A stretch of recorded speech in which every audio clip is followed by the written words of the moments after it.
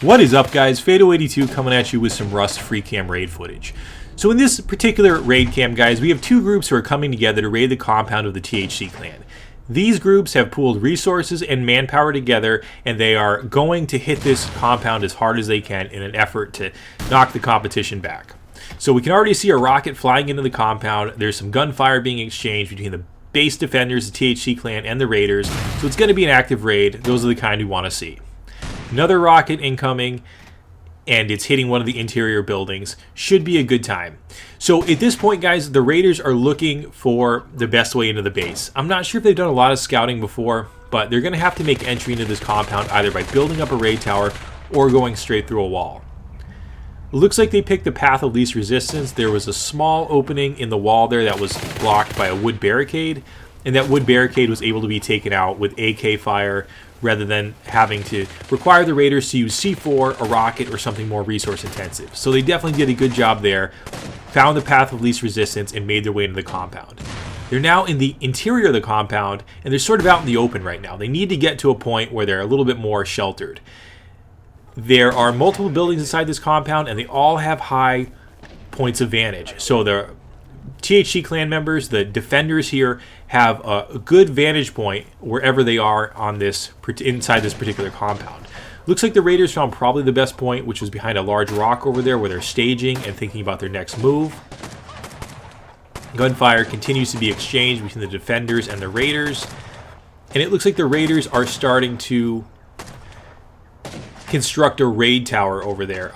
So guys, when you are doing a raid, especially a raid of this magnitude, you're coming into a place like this, you want to bring a lot of resources with you.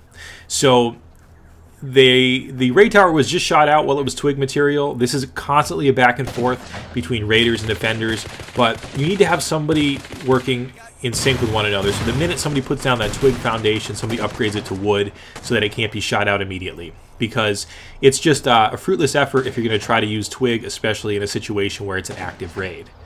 Again, we can see here from this perspective that the raiders are at a bit of a disadvantage because the defenders have a great setup here in terms of the compound. These buildings on top of the rocks have great points of view, so this entire walled off compound has very few blind spots. So the raiders are getting shot at from multiple angles. They are sort of figuring out what building to hit. They've made entry into this compound, and they're a little bit sort of disorganized. You can hear them talking in game about what their next move is going to be. There's some disagreement. There's not a lot of cohesion between the team. So I'm not sure really what's going on there. I'm not sure if they're not using TeamSpeak or Raid Call or whatever program they're using. But guys, when you're going to do a raid, especially a raid like this on a high value target, you really need to be very focused and not have a lot of talking going on in-game for a number of reasons. In-game talk, it's hard for people to hear what's going on in the game, and it also tells the defenders kind of what you're doing and gives them the impression that you're somewhat unorganized.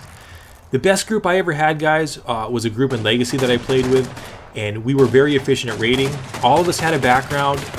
We were either prior military or active law enforcement, so we all had a background where we had somewhat of a tactical background, some tactical training behind us, so we kind of brought that into the game. And when we rolled out to raid, everybody knew what their job was. Only one person was calling targets, one person was doing C4, the other person knew to pick up the C4 if the person went down. Everybody had their role and knew their place. And if you're going to raid, it's really good to have a team that's really cohesive and effective like that. So anyways, back to the raid, guys. The twig tower has been taken out. It's a fruitless effort. It's not going anywhere. The defenders are doing a fine job. They're not getting too nervous. They're keeping calm and cool. They're up here just raining fire back down on the raiders, doing their best to keep them at bay. Exactly what you want to do in a raid, guys. So the raiders are still trying to work at this raid tower. It's again back and forth. They're trying to build it up, trying to get up on the rock at least. They want to get into that particular tower up there. But again, we can see that it's really just not working out too well. They're making some progress at chipping away at the base, but for every point they get, one gets taken away from them when the defenders take out the twig tower. So at this point, the raiders need to think of a different tactic because this isn't working. They need to adapt to the situation and move on. And if they have rockets or C4, probably the best bet is to just kind of go for a particular target and try to make entry into the base, because at least if you get into a base, you're going to have a place to shelter yourselves a little bit from the chaos that's going on. They've tried to get into a building here which houses an auxiliary building cabinet, which is probably in an effort to build up in a different part of the compound in an effort to get to one of those towers. So more gunfire is going off over here. The group of raiders has broken apart a little bit. Raiders are now covering one of the other buildings in the THC compound, which is also pretty well covered by the members in the other buildings here. So every building here in terms of the compound has at least 1 or 2 defenders in it, and they're doing a good job of keeping the raiders at bay. This is kind of a tricky raid in some ways, guys, because it's a compound with a lot of buildings, and as big as the team of raiders is in this point, they're really sort of kind of the underdogs, I think, in some ways. And I really commend the defenders for keeping their calm and cool, because it's very stressful being raided, but they're doing a phenomenal job. Again, they're still working at the raid tower over there. That's not working out too well for them, but we'll see where it goes.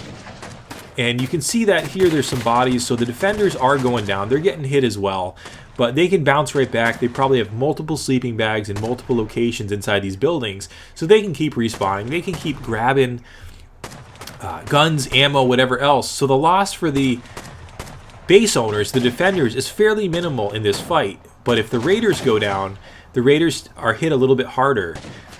This particular raid group, guys, made a critical mistake too when preparing for this raid.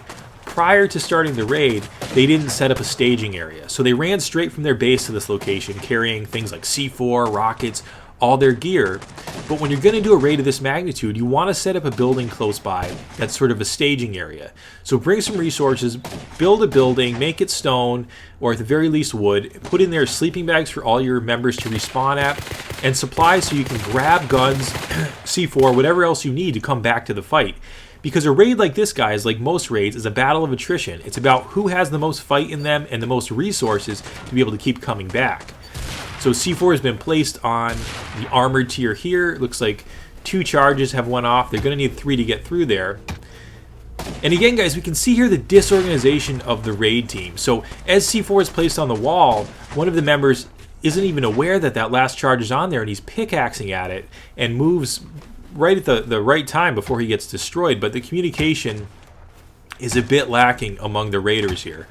You can hear them arguing a bit if you listen to them in game. If you can hear them in game, they are sort of nitpicking one another and just sort of disorganized. So they're going to have a tough time getting through this one. Don't pick this wall to your left. It's got 50 health. Look to your left and hit this wall, bro. Pick this wall to your left. It's got 50 health. No shit.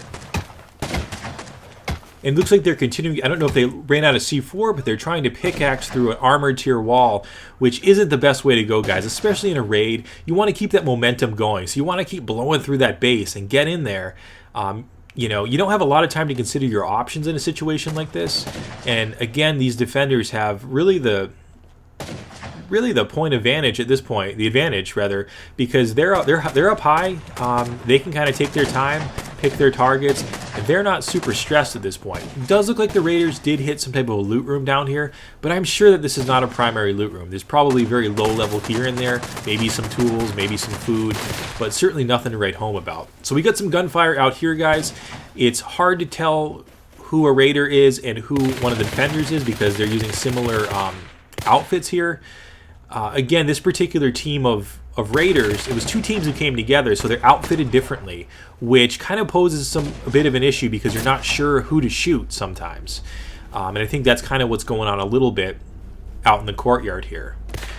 But more gunfire is going off here. And if you'll notice, guys, when the defenders are taking down a target, when they're taking down one of the raiders, they're delivering a final shot to that raider. They're not leaving him wounded on the ground for their buddies to help him back up. That's really critical too. Now with the new mechanics in the game where you can revive players, it's important to put a couple more bullets in them after they hit the ground. That way they're not going to get up and continue the fight, because if the raiders can keep bouncing back, then it's going to be an ongoing problem. At this point, guys, the raiders are making their way back over to the corner of the base. I think they're realizing they're not getting too far, and that there's a bit of a choke point in the middle of that compound, and it's not working out too well for them. So they're moving over to the corner of the base here. I think they're regrouping, and it actually looks as though, guys, that they're making their way out of the compound. So they're going to call this one a day, I guess. So this is an interesting raid, guys. At the end of the day here, you know, some damage was certainly done to the base. They may have acquired some items out of that one loot room that we saw the raiders hit, but my guess is the reward was probably very minimal.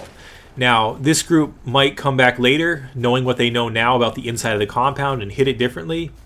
But at this point, the raid was a win for the defenders, which is always good to see. We always want to be able to keep our bases, right? So I think what to take home from here is, when you're going to raid a base of this magnitude, guys, preparation. You got to prepare ahead of time. You got to bring with you a lot of resources, and you got to stage ahead of time. And communication, guys, is key.